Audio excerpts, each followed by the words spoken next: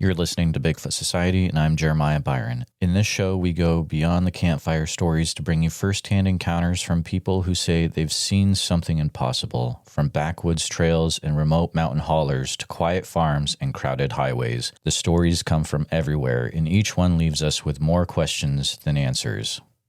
These are the voices of the people who've lived it, so settle in, because today you'll hear another account that just might change the way you see the woods forever. So stay with us. All right, Bigfoot Society, you've got the privilege of talking to Amy today. Amy's an individual I got connected to that's wanting to share some things that she's experienced down there in Sequoyah County, Oklahoma, and also some other things that she's wanting to share as well from the area. And just for reference, Sequoyah County is just north of LeFlore County, which most listeners will be aware of is a highly active area down there in Oklahoma. And of course, Bigfoot don't just stop at county lines, so I'm guessing the activity is just as wild up there in Sequoyah as well. But welcome to the show, Amy. How are you doing today? I'm good. Thank you for having me. Absolutely. I am very excited for this interview because it sounds like you've really done your homework in talking to other witnesses and compiling some information, getting details. I'm excited to hear what you have to share, and also we will chat about it as well. But I want to make sure that you have the time needed to share what you've experienced and what you've heard. Feel free to take us back to the first thing that you're wanting to share today, Amy. My interest in Bigfoot started whenever I was in fifth grade. We were sitting around the TV, my mom, dad, my sisters, we were watching Unsolved Mysteries, and there was a Bigfoot episode that came on. And my mom says, "Oh my gosh, me and your Aunt Tina saw something like that when we were little." And we said, "Tell us about it." They were living in, I wrote that down, they were living in Thomas, Oklahoma. Thomas, Oklahoma is in Custer County, Oklahoma, which is over part of western Oklahoma, where some of the sightings are as well. Anyway, they were in the field playing. They ran inside, told my grandma. Grandma got the shotgun, and they watched this thing walk across the open field. And they said they remember it used its left hand, and just with its left hand, it put its hand on the post, jumped up into the air, and cleared that fence that they have to climb over, walked into the tree line towards the creek. And she said she remembers it turning and looking at them, but she said this thing did not have a neck. It was like the head was just sitting on the shoulders. And so that's where my interest with Bigfoot began. Now, me and my husband's encounter, this was a couple of years ago. This happened at Weber Creek. If anyone's familiar, any listeners, you guys know of any sightings, comment, because we are all really curious, to know if there's any other sightings or activity, anything at all. My husband and I went to Weber to go camping. When we got there, we were looking at the trees, the rocks, everything was really pretty. We pull up to our campsite, and then we get out, we start walking around, and we're looking at everything. And so we decided to go fishing and swimming a little bit. And then when night came, this is when everything changed. And we were the only people there. Now, there were people there during the day whenever we were fishing and swimming, but as soon as night fell, everybody left. Everybody was gone. It was just me and my husband. So my husband sets up the tent, and we're getting everything ready to grill some hamburgers and hot dogs. My husband walks down this trail to get some firewood. And he comes running back up the trail, and I was like, "What is he doing? Why is he running to the car?" And he's got the driver's side door open. And I saw him grab something. I said, he's getting his gun? Yeah, he was grabbing his gun. But he walked back down the trail, and he came back up the trail with the firewood, and he put it into our campfire. We grilled hamburgers, hot dogs, and we ate. Here's the thing. Whenever he walked down that trail, I got the feeling like I was being watched. I thought, I'm just paranoid because we're the only ones here. We're surrounded by trees. We can't see nothing but the campfire. So we ate, and then my husband says, hey, let's go get some more firewood. Okay, so he has his flashlight. He has his gun on him. We walk down that little trail, and when we're picking up sticks, I heard something to the right, no, to the left side of me. It's like something was walking, and a branch snapped, and then this rock comes flying from the left side of me, the tree line, in which the tree line was, I would say, about 3 feet from where it was 3 feet from me. And the other side of the tree line was about 3 feet from my husband. I said, what was that? He goes, no, that wasn't me. And then we have rocks being thrown from my side and his side. And then we start hearing branches snapping. I said, let's get back to the campsite. So we take off walking up the hill, and the whole time we're walking, there is, I swear, this is, I get goosebumps when I think about it now. As we're walking up the hill to go back to our campsite, we can hear footsteps on his side and my side. Branches are being snapped. There's rocks being thrown at us. And my husband gets out his flashlight and his gun, and he's walking like in circles all around. We're walking up the trail back to our campsite. And that was very scary, very scary. Anyway, we got there, we sat down, and he said, what do you want to do? I said, we need to leave. I don't feel safe. I think we're being watched. And I said, I don't know what's out there. I said, but whatever's out there does not want us here. We can't see it, but it can see us. And I told him, I said, that gun is not going to save us. We need to pack our things and leave. He goes, you know what, I think you're right. And he had everything tore down, the Kia packed up, and we were out of there within 10 minutes. It was terrifying. I've never been so scared in my life. And my husband was scared too. My husband has been to Weber Creek many times before. He's camped there by himself. He's fished by himself. He's been overnight at this creek by himself. And this is the first time he felt scared. He goes, yeah, you're right. We just need to leave. And whenever we were backing out, when the headlights are shining throughout the tree lines, I said, do you see anything? He goes, I'm not trying to look. I'm trying to get out of here. And we were pulling out, backing up real fast, and we were driving through there, and it was terrifying.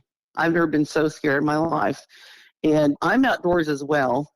When I was younger, I used to walk to creeks by myself. Never had any kind of feeling of being watched. Never had rocks thrown at me. Never heard branches snapping. That was the first time I'd ever encountered anything like that. It was terrifying. When I talk about it now, my voice is shaking. It was very scary. And my husband, he is an outdoorsman, fishing, hunting. We respect wildlife. But that night, it was time for us to go. And whenever we got home, we sat on the front porch. I poured myself a tall glass of wine. He got himself a cold beer. We sat on the bench on our front porch, and we just sat there for a minute. And we looked at each other. We were like, what just happened? And we sat there and we talked about it. He said, do you think it could have been people? I said, I don't think it was people. If there were people out there throwing rocks and walking along the side of us and stopping whenever we would stop and start walking whenever we would start walking, that's not funny, and that's not a good prank. That's a good way to get yourself shot. We haven't been back there since that happened. Now, actually, you know what? We did go back the next day. We went on Saturday, and we go back on Sunday. When we went back on Sunday, we got out of the Kia. We walked the area where the rocks were being thrown from. It was crazy. There were branches that were 10 feet up in the air, just ripped. And they weren't old twigs that you could just snap in half. They were still fresh breaks, just ripped down. And you could see on the left side and the right side of my husband, you could see this trail where something was walking on my side and on his side. And then where I was sitting in front of the campfire, you could see some disturbed leaves. We couldn't see in that area, but whatever was within that tree line in front of our campfire, it had a full shot of us, both of us. It could see us directly. And we saw the disturbed leaves. I said, whatever was standing here was looking right at us last night. My goodness, Amy. Wow. Yeah. I mean, it was. I'm nervous whenever I tell this because it was very scary. This thing had a direct, just straight line, just shot of us. It could see everything we were doing. Whenever my husband was taking everything down, I felt something was watching us. And there was also rocks being thrown from across that little area where the campfire was. There were rocks being thrown from that direction. There were rocks being thrown from the other side of the Kia.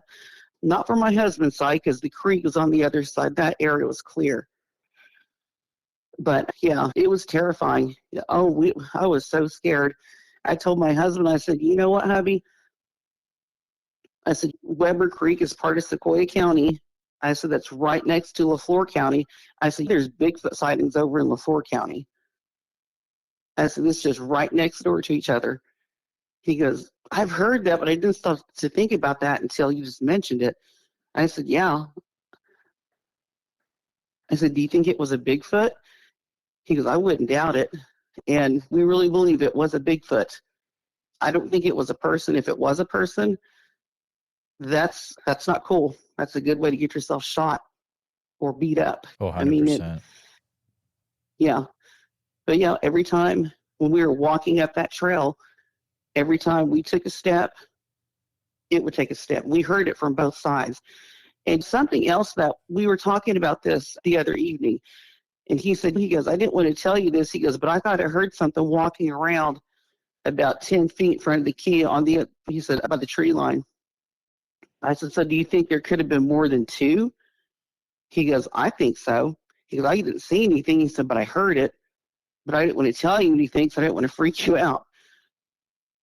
But when he was tearing stuff down, and he did give me the gun, he said, if anything comes running out of that tree line, you better shoot it. I said, I will. That's how scared we were. But yeah, even though we had a gun, I don't think that would have saved us. Because just from listening to other encounters, how smart and quick and planned these things are, they could have snatched us if they wanted to. You may get one, but you're probably not going to get its brothers, right? Because, as you said, there's probably more than one there. May not even get the one, to be honest. I'm not sure what kind of gun you had, but it was just a regular handgun. I think like a 38 special. I'm not familiar with firearms, but my husband is. He turned the safety off, and he said, if anything comes running out of that tree line, you better shoot it. The safety's off. I said, all right. And I sat there and just watched. Rocks are being thrown. I didn't hear any footsteps, but there was rocks being thrown. And the campfire, I was in front of the campfire. The campfire was in the middle of, here's the campfire, and that tree line was about 20 feet from the campfire, and that's where the rocks are being thrown from. So they were like throwing them over the campfire and towards me and towards my husband. Also, when the rocks started being thrown at us and the branches are snapping, we could smell something that it smelled what a dog smells like when it hasn't been bathed. There was a wet dog odor, and it also kind of smelled, there's like a light scent of something like roadkill scent. It didn't smell like anything dead, but it had the roadkill with a heavy wet dog odor scent. That's what we smelled.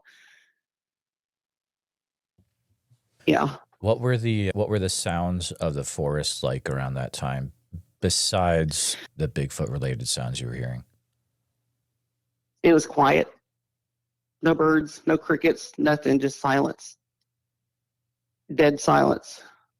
And that's something else that we talked about. We were talking about this last night. My husband, I'm glad you said that because he did mention that. He said, remember how quiet it was? He said we could hear crickets. He goes, and there were some frogs. He said, but whenever all that started, you couldn't hear nothing. I said, you're right. I said, holy crap. But here's something else. When we went back the next day to look at all the damage that had been done from the areas that the rocks are being thrown from, the foot trail this was on 2 feet. Both of these things were bipedal, because I know what deer sound like when they run through the woods. When an armadillo and a possum they scurry off, they have that certain sound. This on my side and on my husband's side, it was on 2 legs. It was 2 legs. But the trail that it left, I was about 3 feet from the tree line. This thing was about 5 feet from the tree line. So if this thing wanted to, sorry, my voice is shaking. If this thing wanted to, it could have reached out and grabbed me. It was that close. And also the odor was so the odor was very strong. I told my husband, I said, remember that? How close those foot trails were from us? I said, they could have reached out and snatched us up if they wanted to. They were that close to us. That's why and that's why it smelled so bad, because that's why that odor was so heavy, because they were that close to us. On his side and my side. And when we talk about this, we're still like, I can't believe that happened. Can you believe that happened? Did that really happen? Are we crazy? We were actually questioning our own sanity when we got home. I was like, no, that didn't happen. He said, yes, it did, Amy. Yes, it did. It happened. Do you think you have a specific year when this happened? This was, 2025, 2023. Okay, 2023. And you said so the location, it's called Weber Creek. Is that right?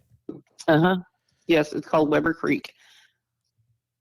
If anyone in the Van Buren area, Fort Smith area listening, they'll know what I'm talking about. You can get to Weber Creek by going the back roads. We're about maybe 45 minutes, an hour from Weber Creek. You can take the back roads. The back roads will lead you into Van Buren, and you just turn down this little dollar store in Van Buren, go straight down. It'll take you straight to Weber Creek. Okay, I got it. So we're talking about, is Weber Creek over in just across the line into Arkansas? Yes. Got it. Okay. Yes. Yeah, like I said earlier, they're just like next door neighbors, just boom. Yeah. Just that close to each other. Yeah. Okay, I found it. Yeah, it does go over the state border there. And yeah, no, that's out there. That's definitely not, you've got Van Buren down there. That's more of a town for sure. But you get up to Weber Creek where that is, and there could definitely be stuff up there. Did you get a feel as to how big the rocks were that were being thrown at you two?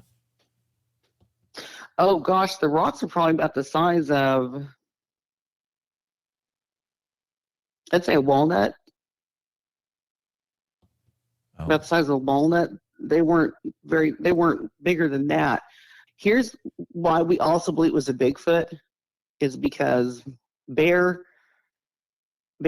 deer, any forest animal, they're not going to throw rocks at you. They can't throw rocks, and they can't break a tree, branch, limb 10 feet up in the air from a tree and swoop it straight down. That's something else that we thought about. Oh, yeah. Hubby, how many bears do you know that throw rocks? He goes, none that I can think of.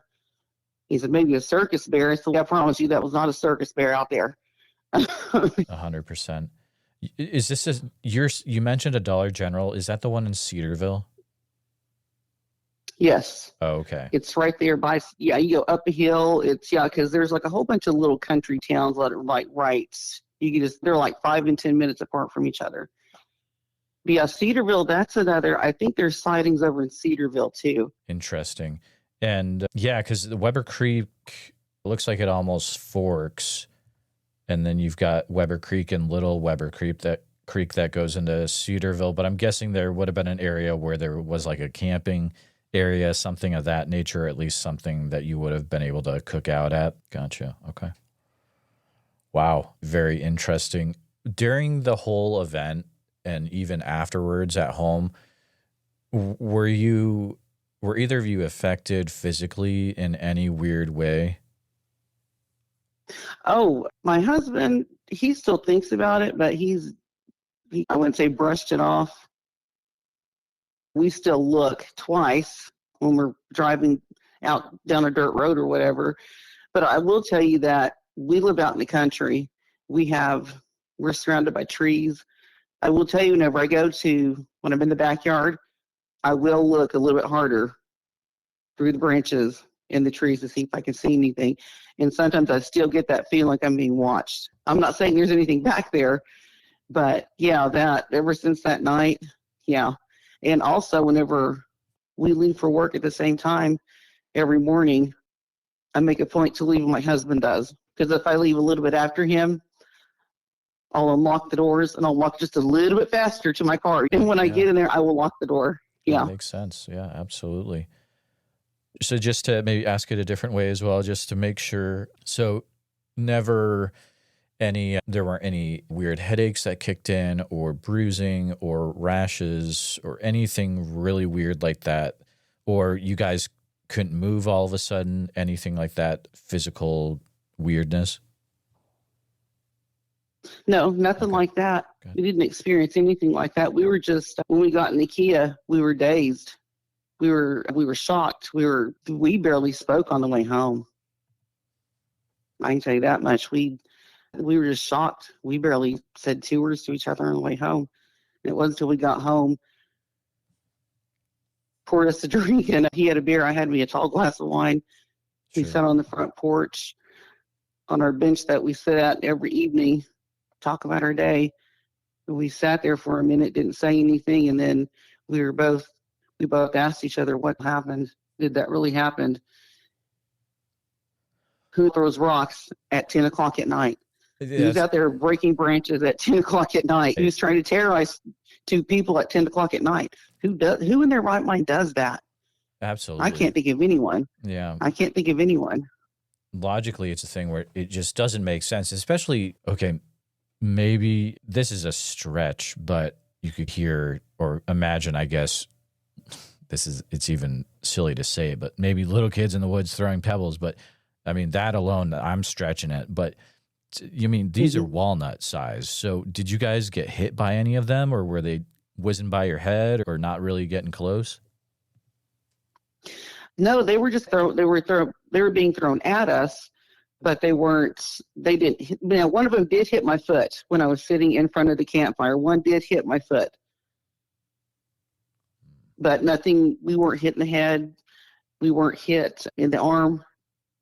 We were just kind of walking fast and trying to get up the trail to get to our campfire. But no, we were not. The only rock that hit was the one that landed on my foot when I was sitting in front of the campfire. Gotcha. But I'll tell you what, the scariest part of that is whenever we went back the next day and saw how close those bipedal, that path along his side and my side, seeing how close it was to us, we could have been snatched. It could have grabbed me by my left arm and my husband by his right arm. That right there was the scariest part. I was like, look how close this was to us. I said, it could have grabbed us both. I said, who knows? We would have come home last night if we would have stayed the night. What do you think? He goes, I don't know. He goes, I'm just glad we didn't stay. I said, me either. But it was pretty scary. We were so shaken up by it. We barely spoke on the way home. Yeah, we were both just in shock. You mentioned that when you went back, you had seen the breaks about 10 feet up. And did you notice anything specific about those breaks? Was it something where they were just snapped, or were they broken in a certain way that seemed out of place? Anything like that? The way they were broke, it was like it was walking along my husband's side, both left and right side of both of us. It was like they were walking along and grabbing and just pulling as they were walking. So the branches, as they were walking forward, it was just grabbing and pulling because we could hear the branches breaking and there were rocks being thrown. And that's the other thing too. That's another reason why we think there was more than two. Because if the branches are breaking, where are the rocks coming from? Yeah, that's a good point. Yeah. Oh, that's weird. But the branches, they were pulled forward. They were fresh breaks, and they were pulled forward like in a pattern. Okay. And they stopped. Yeah, and they stopped whenever we got to the top of the trail. That's whenever the leaf trail and the broken branches stopped right there. And my husband is 6'2", so even if he put his hand up in the air to reach one of these, he couldn't do it, even if he jumped. So whatever this was, we were pretty sure it was a Bigfoot. And this thing had to have an arm, just had a very long arm to reach it there, just pull those things down. Oh, 100%. Yeah. So snapped off at 100%. Now, was it, I'm thinking of two different scenarios. One where it's snapped and then it's still connected, but it's pointing down towards the ground diagonally, or were they like literally just snapped off and the branches thrown on the ground? Some were snapped and just dangling, and then some were snapped and stuck in the trees, and some of them were on the ground. But the majority of them were snapped and dangling, were across. Okay. But yeah, they were snapped just dangling. We were looking at that. I said, look at this. It is crazy. His side and my side. And then when we got to the top of the trail, we heard those footsteps again, and we heard them right there in the middle in front of the campfire. And the campfire there's the trail that we took, that we drove up and also walked up, it veers off to the right and the left side. And you can either drive to the left or drive to the right. It'll take you straight to the small hill. That's where our campsite was. And in the middle, there's like a little median, and it has some trees, little saplings, brush. It's really tall. You can see through it during the day, but at night you can't see anything. And we went in there and stood in that area. I was like, oh my goodness, this thing was looking right at us last night. It's crazy. Yeah. Now, just to double check, in case there are people from this area listening, this creek it looks like it is pretty long. The area that you guys were cooking at, is it called anything by locals? Does it have a name to it, or it's just one of those random places you find by the creek? It's just Weber Creek. Okay. No, the spot that we were at, it's usually full, but it was dry. It was dry that time. So we were able to drive through and follow the trail that other people had made with their vehicles. It was dry at the time. Oh, so that's an interesting point, Amy. Yep. Okay, take that into consideration. This area, one way to look at it is you're not really supposed to be there. Humans aren't there a lot, maybe because it's hard to get to. So they're like, okay, why are you guys here? Time to leave. Mm-hmm. I don't know. That's just a hypothesis, but no, that does make sense, because my husband and I did talk about that. We broke this thing down like last week when I told him, I said, look, I emailed a YouTuber that does Bigfoot encounters, and I'm thinking about emailing him and said, "Do you going to be on the show?" He's like, "I don't know."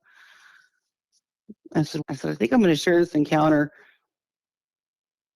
I said, because, what if there's other people out there that have been in this area and they've seen something or heard something? I'd like to know. Absolutely. Or even for safety too, so that people in the area are kind of aware of what's going on. That's another way to look at it. There's another question I wanted to ask about your husband's situation, because I don't think it was addressed. So the first time he was going down to get firewood, and then he came back, got his gun, and then went back and came back with the firewood. Was there something in Hmm. particular that happened that first time he was down there that made him come back up real quick and get the gun? Yes, he said he heard something walking along the tree lines, and he said this rock landed right by him, and that's why he ran up. That's why he ran up the hill to get his Okay. gun. He went Gotcha. back down the hill to get the firewood and came back to the campfire. That's why he ran up the hill to grab his gun. I was like, what is he doing? Why is he getting his gun? I was like, he has his reasons for it. And he told me, he said, I didn't want to tell you because I don't want to freak you out. I Mm, was like, I can understand. But yeah, that feeling okay. of being watched and then being so close, those things being so close to us, the smell was horrible. It was so strong. It was so strong. That's how close these things were to us. I'm like, God, they could have reached out and grabbed each one of us, and we never would have made it home. We would have Mm. been scattered bones. Like the people that go missing out in the woods and they're never found again except for their bones. That's, oh. It's a really sobering thought to think about. So it sounds like so you went back to this area with your husband the days after the original incident, but then did you go back to it ever again, or is that the only time you ever went back? That was the only time that we went there, was Saturday to camp. And we left after all that happened, and then went back Sunday the next day to see what we could find. And then haven't been back since then. And my husband and his buddies, they haven't been back since then. They go to Lee Creek.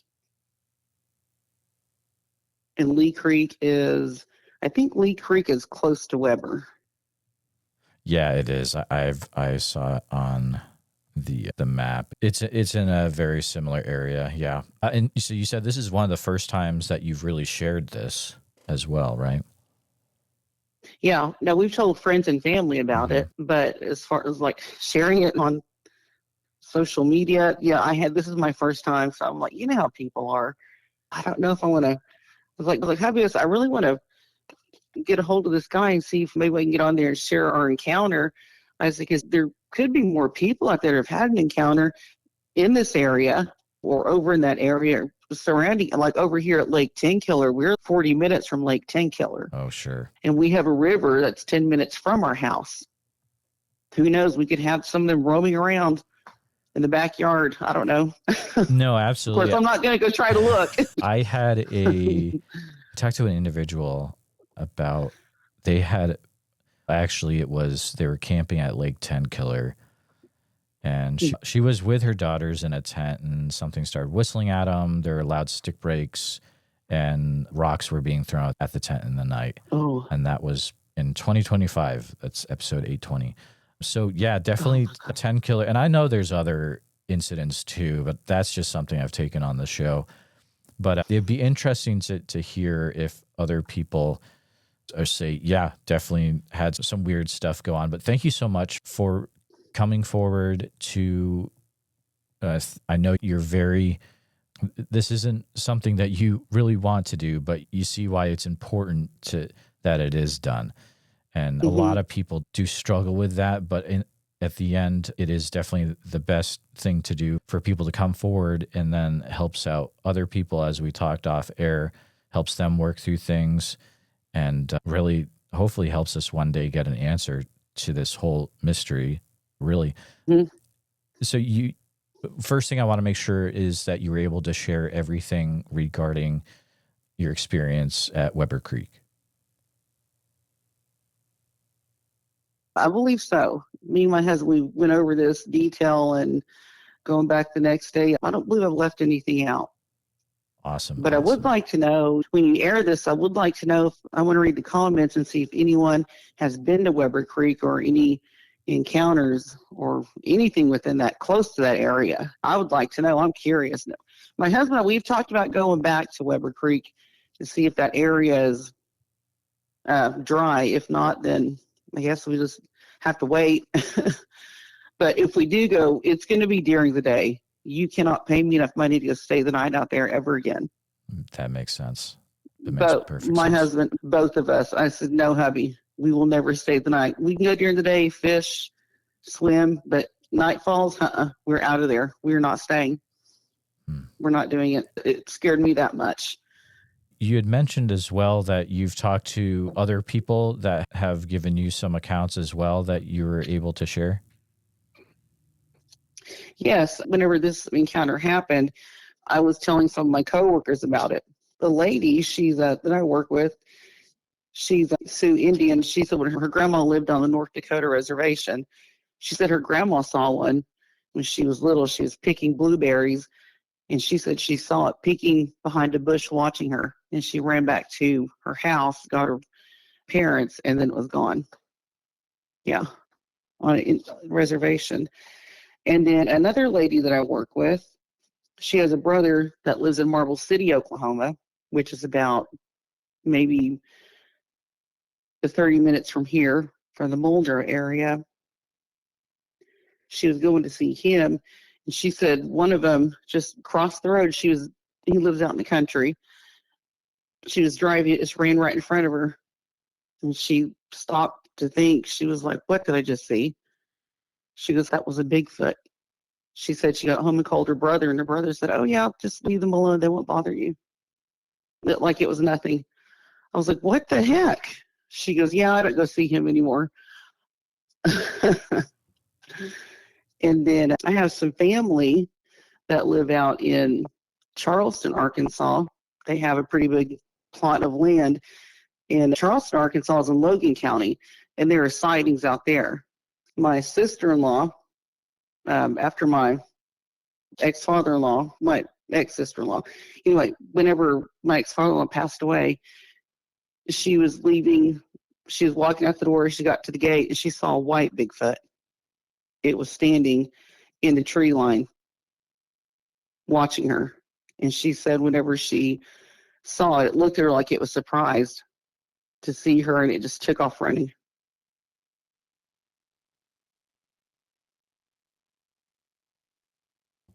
My goodness, I don't hear a lot from Arkansas, but that's some wild stuff. I think that might be the first time I've heard of a white one down in Arkansas. That's cool. Yeah, and this is on their property. See, her brother and my ex-husband, her brother saw that same white Bigfoot. Whenever he was walking their land, he was just kind of walking around. He's bored, and he saw it, and he said it took off running. He saw it running through the trees. He said it was on two legs, and it was white. It was just running through the trees, like running away to get out of his view. And then my ex-husband, he was jogging in front of the dirt road in front of their house that led to the gate to get to their house. And he said whenever he was jogging, he heard something jogging alongside of him. And he looked, and he said, "Hey, you need to get out of here. This is private property." And it stopped. He said it looked like it looked like a ghillie suit, but with shaggy fur, shaggy hair. And he said he thought maybe it was nothing, so he just kept jogging. And he said this thing was jogging along the side of him. He said he said it was probably about 100 feet from him. And he told his parents, "Hey, there's somebody on our property." His parents went out to look, and it was gone.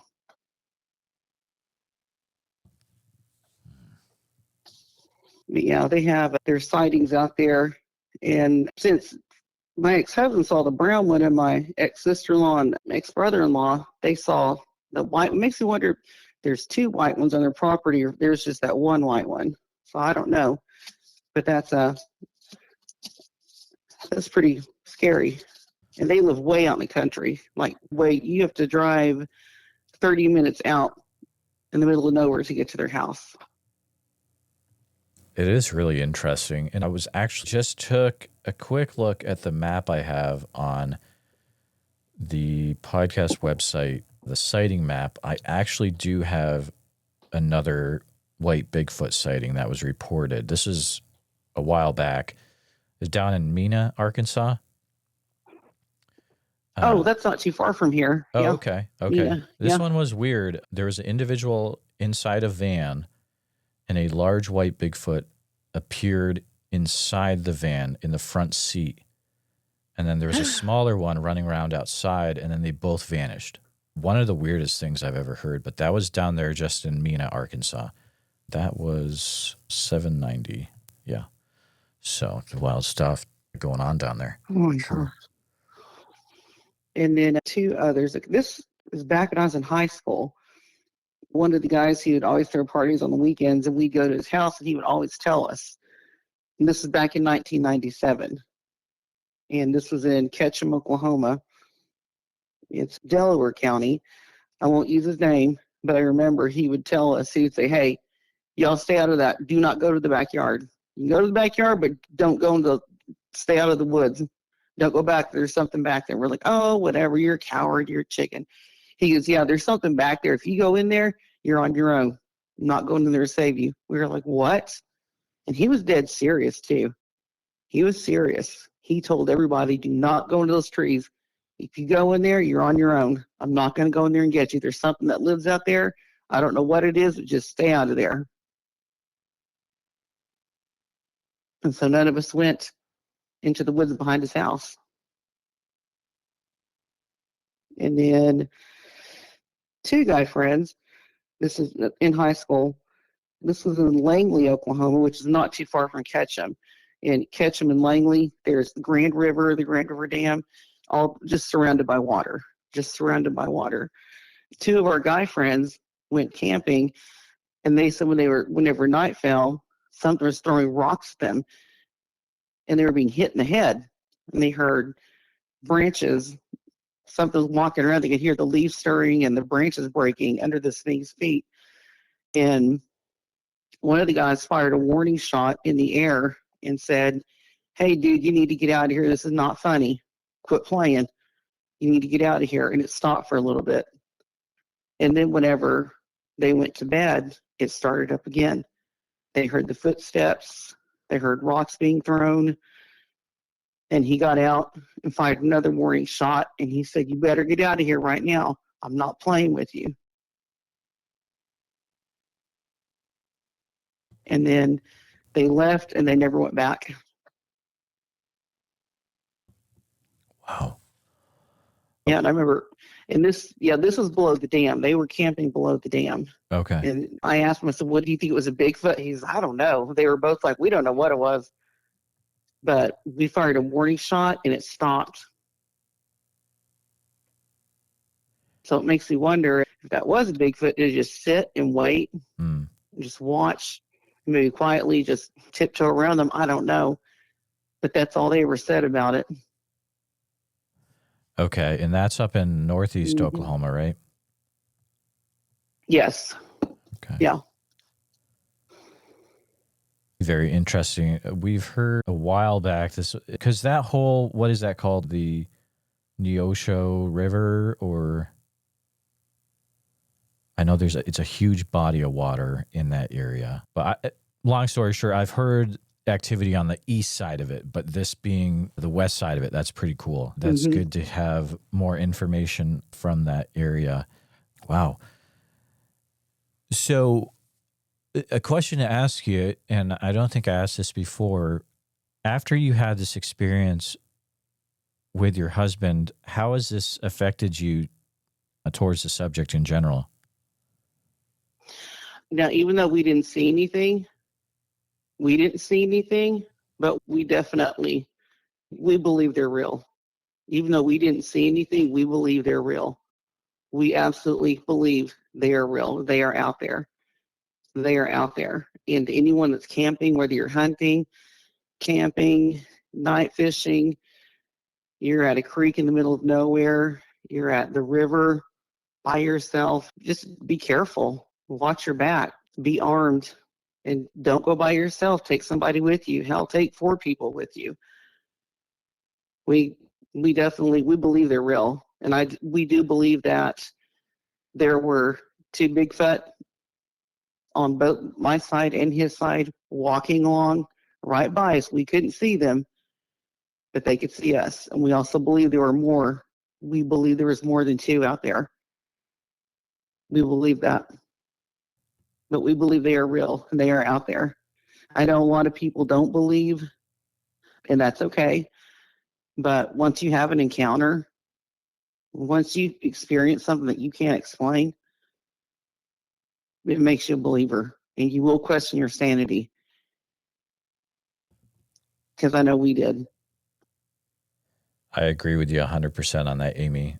That's something that I have experienced myself. It makes you question your sanity, but I'm glad that you were able to share what you experienced on the show today.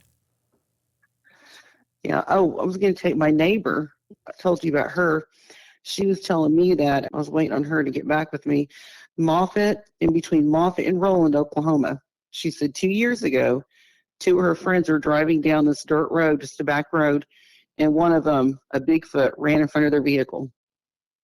And she said they didn't talk about it for a long time. And then she said they finally started talking about it, and they were telling people about it. And she was one of the people that one of the guy friends had told her. I was like, "Are you serious?" She goes, "Yeah." I was like, "I said, Moffett and Roland, that's Roland, Oklahoma is 7 minutes from where we live. Moffett is like 3 minutes from Roland. It's just a hop, skip, and jump. So there's one roaming around out there. How many do you think are roaming in this area that we don't know about? Or maybe someone has seen and hasn't shared?" Oh, absolutely. There's bound to be other people in these same areas that have not come forward yet. I think this is a very much needed time of sharing, and hopefully if there are people that have things to share, please make sure you put those in the comments. That's how Amy can see them. And if you're also wanting to reach out to me to share, you can send me an email at bigfootsociety@gmail.com. But Amy, thank you so much for coming on the show and for sharing what you've experienced. I want to make sure that you were able to share everything you'd come to the show with today. Yeah, I think I've pretty much said everything. I was really nervous when I first started. I was very nervous. Like I said, we just told friends and family. I never shared with anybody on social media. I did come across your channel, and I forget what story it was, but I commented and I said, "Hey, we had an encounter back a few years ago in Van Buren." I was like, "You know what? I think I'm going to call this guy because this is pretty close to where we are." I talked to my husband about it, and I sent you that email. He said, "Are you sure?" I was like, "Yeah." I said, "I want to do this."